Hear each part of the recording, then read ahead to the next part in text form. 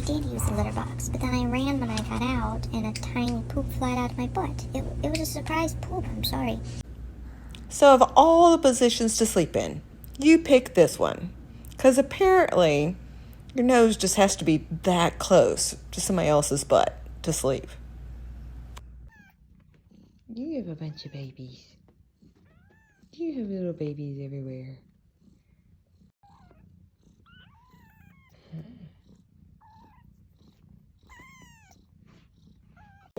Investigating her. She looks like she's crippled. I know.